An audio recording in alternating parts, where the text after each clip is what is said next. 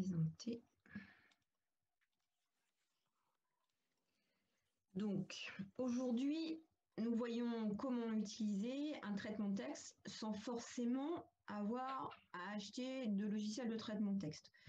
Donc, dans cette présentation-là, je reviens sur le sommaire. Donc, à quoi sert un logiciel de traitement de texte? Pour certaines personnes, c'est quelque chose qui peut-être est un peu idiot comme question, une question idiote, parce que ça devient un usage tellement courant par rapport à la machine à écrire qu'on a pu connaître, en tout cas pour certains.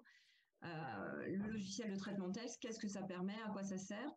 Je vous ai proposé aussi donc 3 logiciels de traitement de texte qui existent, qui peuvent vous permettre déjà de démarrer, et les grands principes. Parce que c'est vrai que quand on ouvre le logiciel de traitement de texte, ça peut faire un petit peu peur parce qu'il y a beaucoup d'onglets, beaucoup de boutons différents. Et je vais vous apprendre juste à aller sur les onglets principaux et à ne pas vous perdre surtout. Donc, le logiciel de traitement de texte, ça permet, comme son nom l'indique, de créer des textes, mais aussi des lettres. Vous pouvez aussi faire des contrats. Je pense à certaines personnes qui ont peut-être des locataires. Donc, si vous avez déjà un modèle de contrat de location existant, vous pouvez le taper sur le traitement de texte. Et une fois qu'il est tapé, vous pouvez le modifier comme vous voulez.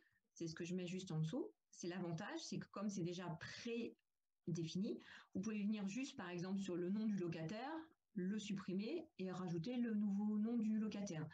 On parlait tout à l'heure de l'exercice qui va être à faire sur la lettre pour un assureur. Vous avez votre âme de courrier pour votre assureur. Vous avez une seconde lettre à lui faire. Vous changez juste la date, le corps du texte et vous pouvez continuer. Vous pouvez aussi, avec un logiciel de traitement de texte, travailler la mise en forme de votre texte. Donc ça, on verra à quoi ça correspond tout à l'heure. Et bien sûr, on peut imprimer. Donc, pour ceux qui ont connu les machines à écrire, vous tapiez votre courrier, vous faisiez une petite erreur, vous avez le petit correcteur qu'on plaçait entre le ruban et les touches, on pouvait effacer 2-3 caractères, mais pas plus. Mais une fois qu'on avait tapé sa lettre, s'il fallait en taper une deuxième ou une troisième, à l'époque, on n'avait pas la photocopieuse et on ne pouvait pas revenir comme on voulait. Donc là, on a cette possibilité-là avec le traitement de texte de pouvoir revenir, retaper des nouveaux paragraphes, les copier-coller. Vous savez qu'on a vu ensemble la manipulation CTRL-C, CTRL-V qui vous permet de recopier des textes et vous pouvez les déplacer à volonté. Donc ça, c'est vraiment l'avantage du traitement de texte. Les logiciels qui existent actuellement, le plus connu, c'est la suite Office de Microsoft. Et vous repérez ici Word, qui est leur logiciel de traitement de texte. Mais quand vous achetez la suite Office, vous achetez toutes ces fonctionnalités-là. Donc là, vous avez Word pour le traitement de texte, Excel pour le tableur, pour faire des tableaux avec des chiffres, PowerPoint, c'est pour faire des présentations comme celle-ci, sauf que là, moi, j'utilise Canva. Et après, tout ça, c'est des outils de prise de notes, la messagerie. Là, c'est la partie de stockage sur le cloud et la messagerie Skype instantanée, que vous connaissez peut-être aussi pour pouvoir faire des conférences en ligne. Et après, là, je pense que Family Safety, c'est plus la partie d'antivirus. Donc, vous avez toujours une barre d'outils très complète sur Word. C'est un des logiciels de traitement de texte les plus utilisés, surtout dans le monde de l'entreprise. On parlait d'antivirus qui sont souvent inclus. Donc, cette suite Office, en fait, elle coûte entre 99 € pour le pack famille jusqu'à 149 €. Et ça, c'est tous les ans. C'est ce que je vous disais tout à l'heure, c'est une forme d'abonnement. Donc, forcément, c'est quand même un coût. Et si dans votre usage, vous n'êtes pas parti pour rédiger votre autobiographie, il n'y a peut-être pas besoin, d'investir sur le pack Office. Après, ça dépend de vos besoins et de votre utilité. Et si vous avez vraiment eu l'habitude d'utiliser Word, vous aurez peut-être du mal à passer sur d'autres supports. Mais sachez qu'il y a des logiciels gratuits. Bien sûr, il y a peut-être un peu moins de fonctionnalités, mais ils sont tout aussi efficaces. Donc, souvent, là, dans les écoles, vous vous rappelez peut-être lorsqu'on a fait nos premiers cours à l'école de Donville, on travaillait sur Apache OpenOffice. Donc, c'est un logiciel qui est en open source, c'est-à-dire qu'il a été mis à disposition gratuitement. Donc, forcément, quand c'est gratuit, c'est peut-être moins abouti que Word, mais ça reste un logiciel qu'il suffit de télécharger Donc, comme vous l'avez fait quand vous avez téléchargé l'application Zoom, là, c'est pareil, vous allez sur un site internet, vous demandez à télécharger Apache OpenOffice, il vient l'installer sur votre ordinateur et ensuite, vous pouvez l'utiliser pour faire vos traitements de texte. Je vous montrerai aussi tout à l'heure la suite Google. Donc, avec Google, vous pouvez utiliser, vous pouvez faire tout ce qui est courrier, donc c'est Google Doc. Vous pouvez aussi faire des tableurs, vous pouvez aussi faire des présentations et vous avez déjà vu les sondages que je vous ai envoyés pour choisir les thématiques de nos Zooms. Vous avez des parties formulaires comme des petits sondages, donc ça s'appelle Google Form. Pour avoir accès en fait à ce logiciel gratuit, il faut créer un compte sur Google. Donc certains l'ont peut-être déjà, surtout si vous avez une adresse Gmail. En général, vous êtes obligé de passer par la création du compte Google. Et ensuite, vous tapez sur le moteur de recherche Google Doc. Donc là, je vais sortir de cette présentation-là pour vous montrer. Est-ce que voilà, Google Doc. Donc là, dans le moteur de recherche, j'ai juste tapé Google Doc. Là, je vais aller accéder à mon espace en ligne. Donc, vous voyez, j'ai plusieurs documents qui sont en moi là depuis quelques mois. Tout ça, ce sont mes documents. Et là, par exemple, pour aujourd'hui, je vous ai proposé un petit exercice, voilà, pour vous montrer à quoi ressemble en fait la barre d'outils de Google. Donc là, j'ai créé un document que je suis venue enregistrer ici. Mais là, par exemple, je pourrais mettre test vidéo 2, par exemple, hop, et il change automatiquement le nom du document. Et là, vous voyez, j'ai tapé plusieurs fois bonjour, très sympa. Et vous voyez ici, là, la police, c'est le style d'écriture. Donc là, par défaut, Google Doc vous propose la police Arial, mais je peux, vous voyez là, la changer. Donc soit je laisse la police existante, soit je viens ici et avec ma flèche, je viens chercher une autre police. Et sur la police Montserrat. Hop, je viens, hop, je vais changer, je vais mettre en police Laura. Donc, les principaux outils que vous allez utiliser sur ce genre de support, ça peut être éventuellement le style d'écriture, la police que vous voulez utiliser. Ensuite, comment vous voulez qu'elle soit mise en forme, c'est-à-dire est-ce que vous voulez un texte simple, est-ce que vous voulez qu'il soit mis en gras? Vous voyez là, la zone est en surbrillance, ça veut dire que j'ai demandé du gras. Si là, c'est de l'italique, ici, c'est la partie soulignée. Donc, comment je fais? Je viens sur mon texte, je viens le surligner, comme si je voulais faire copier-coller, vous vous rappelez? Et là, je viens appuyer sur gras. Et il me le met sur gras automatique. Si je me suis trompée, je rappuie dessus. Ah ben non, je voulais italique. J'appuie sur italique. Ah ben non, je voulais le souligner. J'appuie sur souligner. Et au fur et à mesure, il fait la modification. Si je veux changer la couleur de la police, c'est possible. Vous voyez, pareil, je le mets en surbrillance. Ici, j'ai demandé du rouge, mais finalement, je veux du vert. Je le mets en vert. Ah non, je me suis trompée. J'aime pas ce vert-là. Moi, je préfère du bleu. Je mets en bleu. Donc, pour changer, à chaque fois, pensez bien à surligner le mot que vous voulez modifier en termes d'apparence. Et il fait les modifications. Ça, c'est sympa. Donc, vraiment, on va rester sur ces fonctionnalités-là. Et ensuite, vous avez ce qu'on appelle la taille de la police. Donc, vous voyez, il suffit que je passe en fait mon pointeur de souris sur la zone, sur les zones, et il va m'indiquer à quoi ça sert, quelle est la fonctionnalité de ces touches-là. Donc là, c'est pour changer la taille de la police. Je refais pareil, je surligne mon mot et je décide de le mettre sur une police plus importante. Ah bah tiens, la police 32, c'est joli. Et voilà. Là, par exemple, j'ai copié le texte. C'est la poétesse américaine qui a fait l'investiture de Joe Biden, qui a fait un poème assez joli. Et donc là, j'ai copié-collé en fait ce texte-là sur un site internet. Là, c'est pour vous montrer ces fonctionnalités-là. Ici, vous avez différentes façons de faire la mise en forme, la mise en page de votre texte. Là, c'est aligné à gauche. Donc là, tout ce texte-là est aligné sur la gauche. Vous voyez, quand je descends, là, je me mets ici, ça a été centré. Vous voyez la différence par rapport au texte précédent. Ensuite, là, il est aligné sur la droite. Vous voyez, quand je passe ma souris, mon pointeur de souris, qu'est-ce qu'il me dit? Si vous voulez cette présentation-là, cela veut dire que ce sera aligné sur la droite. Et la dernière présentation, c'est ce qu'on appelle justifier. C'est-à-dire que vous voyez, toutes les mises à la ligne, elles sont vraiment bien bordées. Ça fait un texte presque au carré. Donc c'est vrai que pour certaines lettres, notamment des lettres un peu officielles, ça fait plus propre. Mais là, bon, quand on en arrive là, déjà, je pense que c'est assez pas mal. Vous pouvez au début rester sur un texte aligné sur la gauche. Ensuite, quand vous avez tapé votre texte, l'avantage en fait de Google Docs, c'est qu'il enregistre automatiquement. Et ensuite, si vous voulez imprimer, vous venez dans Fichier et vous descendez avec votre ascenseur et vous allez sur Imprimer. Voilà.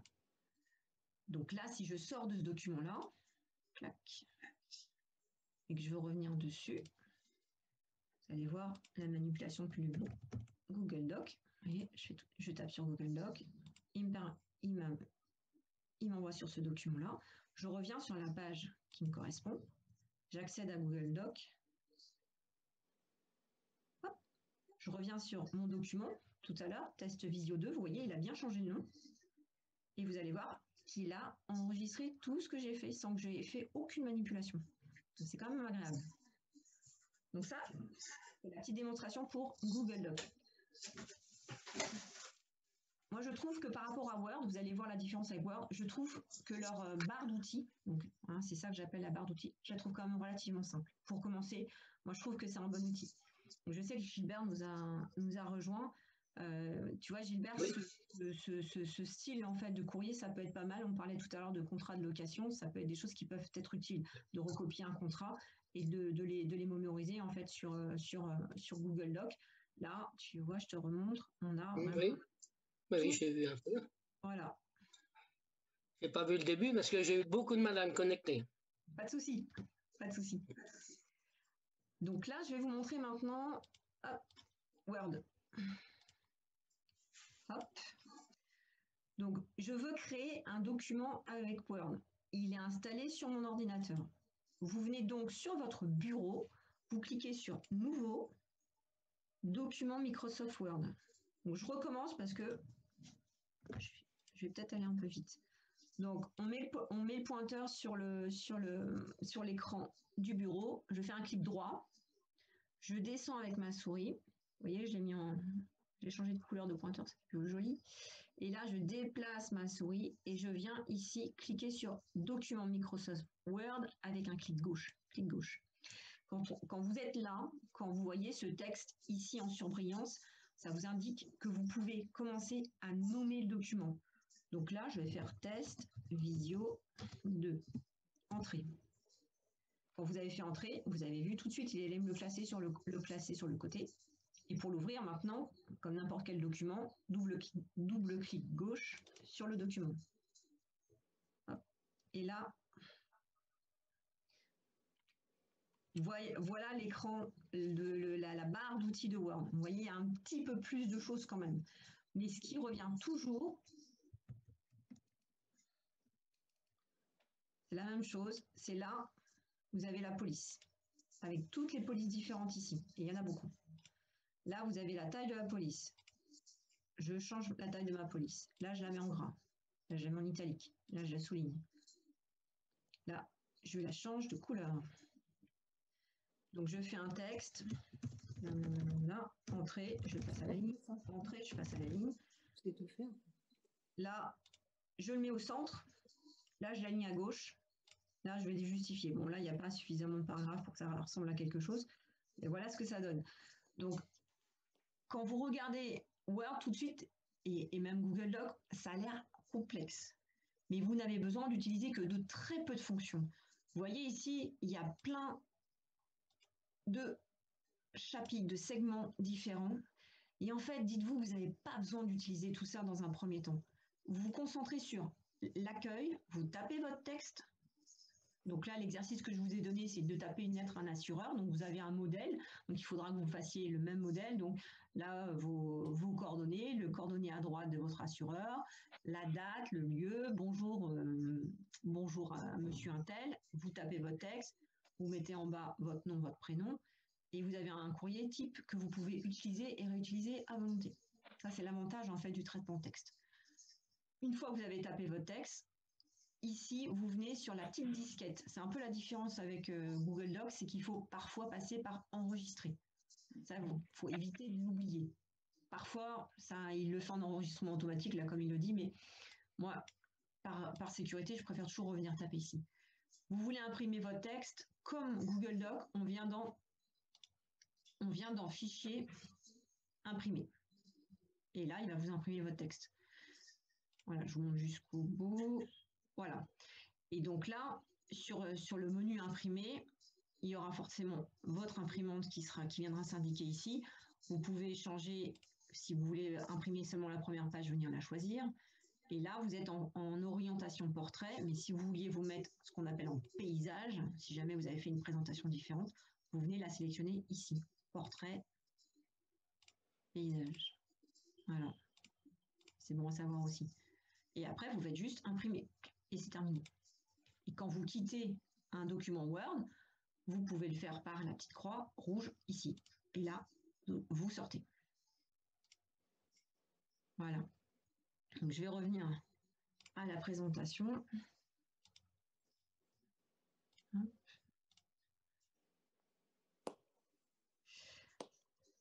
Donc, ça me semblait important de faire cette présentation-là parce que c'est vrai qu'on le voir sur le PowerPoint, c'est intéressant, mais c'est pas suffisant.